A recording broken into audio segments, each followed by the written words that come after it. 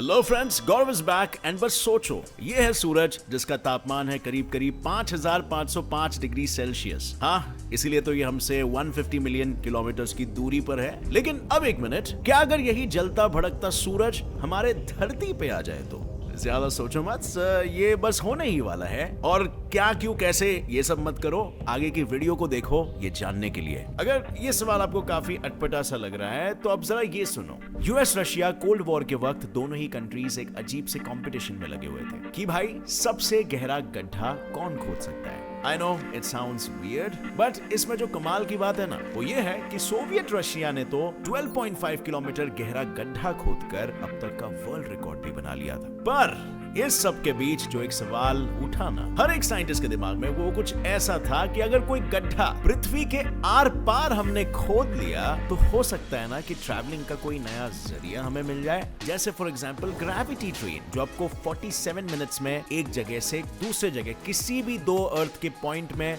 47 minutes में travel करा सकती है। वेल, चलिए मेरे साथ इस वंडरफुल साइंटिफिक जर्नी में और इन सारे सवालों के जवाब को हम गहराई से समझेंगे इन today's Ask GSF एपिसोड। तो हमारा आज का पहला क्वेश्चन है, What if we build a replica of our sun? 35 countries 35 सालों से एक ITR यानी इंटरनेशनल थर्मोन्यूक्लियर एक्सपेरिमेंटल रिएक्टर नाम के प्रोजेक्ट पर काम कर रही है, जिसके अंतर्गत ये कंट्रीज एक मिनिएचर सन बनाने की कोशिश कर रही है। जहां present nuclear reactors nuclear fission technology पर बेस्ड है, वहीं ये रिएक्टर न्यूक्लियर फ्यूजन की मदद से एनर्जी प्रोड्यूस करेगा, यानी वो रिएक्शन जो सन को जिंदा रखती है। इस रिएक्शन में दो छोटे एटम्स को प्रेशर और हीट एनर्जी की मदद से आपस में स्क्वीज किया जाता है ताकि एक बड़ा एटम बन सके, along with the release of humongous amounts of energy. For example, सन में 625 मिलियन टन्स ऑफ हाइड्रोजन एक दूसरे के साथ एक्सट्रीम हीट और प्रेशर के प्रेजेंस में फ्यूज होते हैं और तकरीबन 606 मिलियन टन्स का हीलियम बनता है every second, along with the release of heat and light energy. अब आप सोचोगे कि यार प्रेशर का यूज तो समझ आया, बट हीट का नहीं। तो देखो, हर एटम के सेंटर में न्यूक्लियस होता है जो प्रोटॉन्स और न्यूट्रॉन्स से बना होता है। ये न्यूक्लियस यूजुअली सिर्फ इलेक्ट्रॉन्स के साथ ही इंटरेक्शन करता है क्योंकि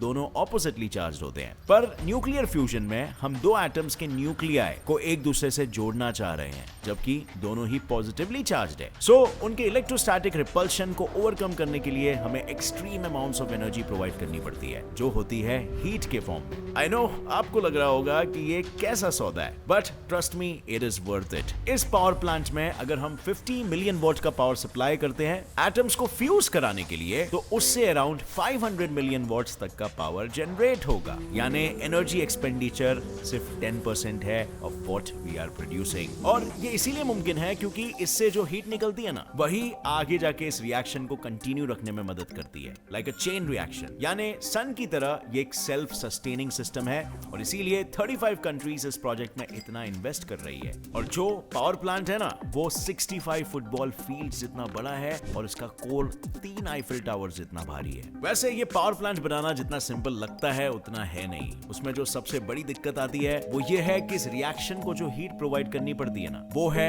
150 मिलियन डिग्री सेल्सियस, जिसे बनाना तो भी एक बार के लिए आसान है, पर मेंटेन करना बहुत ही मुश्किल। दूसरी जो सबसे बड़ी दिक्कत आती है वो है मटेरियल को लेकर, जो बेसिकली इस पावर प्लांट के कोर के इनर वॉल्स में लगता है, क्योंकि इसके कोर की मैसिव हीट किसी भी चीज को छूते ही पिघला देती है। एंड इस प्रॉब्लम को ओवरकम करने के लिए एक टोकामाक नाम का एक डिवाइस बनाया गया है, जो कि एसेंशियली बस एक बड़ा सा मैग्नेट है। इसकी मैग्नेटिक फील्ड एक छोटे रेफ्रिजरेटर मैग्नेट से 1000 टाइम्स ज्यादा पावरफुल होती है। मतलब ये एक मैग्नेट किसी भी समुद्री क्रूज शिप को यूं ही चुटकियों में हवा में उठा लेगा। ये मैग्नेट कोर के अंदर मौजूद पूरे रिएक्शन मिक्सचर या प्लाज्मा को हवा में ही सस्पेंड रखता है ताकि वो वॉल्स या किसी भी कोर के अंदर फिट इंस्ट्रूमेंट को टच ना कर सके। और इतना सब करने के बाद भी इस पावर प्लांट में कूलिंग सिस्टम इंस्टॉल किया जाता है, जो कि -269 डिग्रीज ठंडे लिक्विड हीलियम की मदद से इनर वॉल्स को ठंडा रखता है। ये काफी एम्बिशियस प्रोजेक्ट है सभी कंट्रीज के लिए, क्योंकि इस तरह का फ्यूजन रिएक्टर अगर सक्सेसफुल होता है ना, तो कोल जैसे फॉसिल फ्यूल्स का इस्तेमाल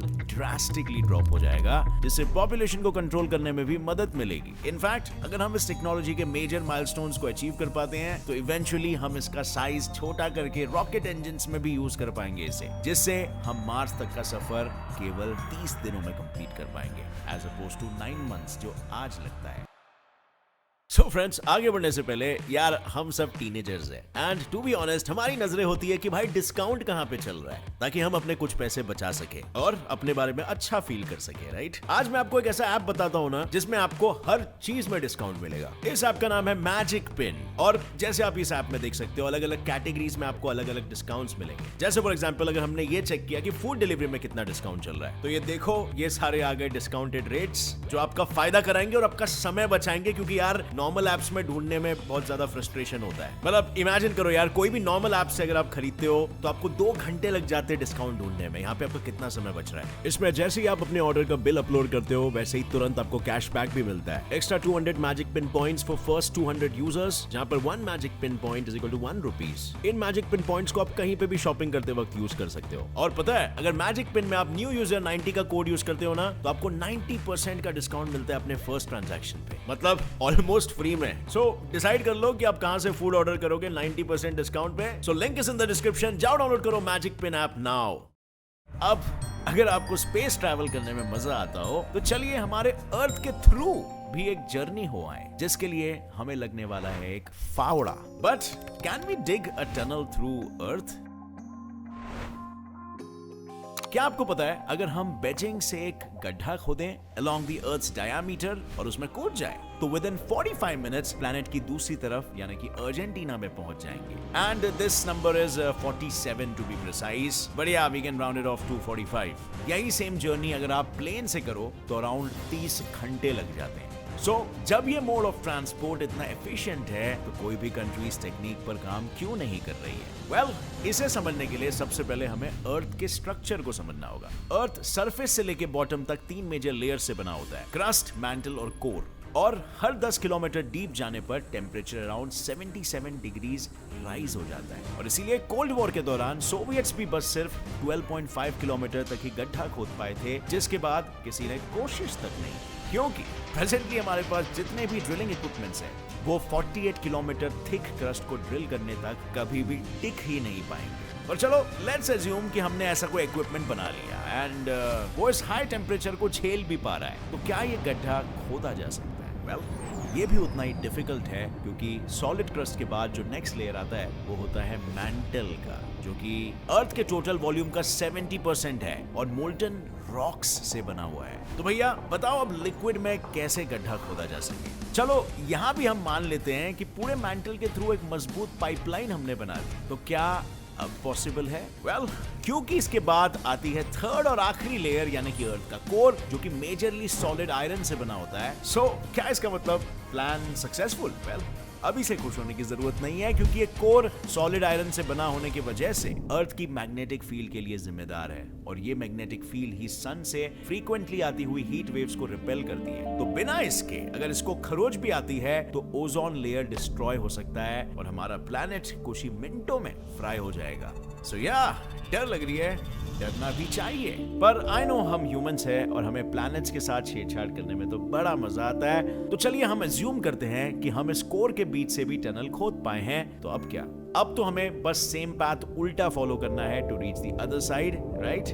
नहीं, अब आप कोर के तरफ नहीं बल्कि कोर के अगेंस्ट खोदने वाले हो, यानी ग्रेविटी आपको पीछे खींचने वाली है, जो आपका हर कदम 2 गुना मुश्किल बना देगा। यार you know what? मुझे तो अभी से ही थकावट होने लग गई है। I'd rather prefer flight and have a safer travel. So friends, अब इसी के साथ हमारी यात्रा यहीं पर खत्म होती है, लेकिन मेरे पास आपके लिए एक रिडल है। मुझे बताओ कि टाइम का ऐसा कौन सा पीरियड है जो सबसे हल्का है, म्हणजे सबसे लाइट है। अब इसका आंसर थोड़ा सा लोलवा होगा, तो दिमाग के घोड़े ज्यादा भी मत दौड़ाना। आंसर जो भी है नीचे कमेंट करके मेरे साथ शेयर करना, देखते हैं आप सही जवाब दे पाते हो कि नहीं। और हाँ फ्रेंड्स, इस वीडियो से कुछ भी नया सीखने मिला तो एक लाइक जरूर ठोकना। अगर आप अपने अंदर की क्यूरियोसिटी की प्यास को बुझाना चाहते हो सदा, तो अभी इस चैनल को सब्सक्राइब कर लो और बेल नोटिफिकेशन ऑन करके रेडी रहना अगले एपिसोड के लिए। With that said, as always, stay curious, keep learning and keep growing. जय हिंद।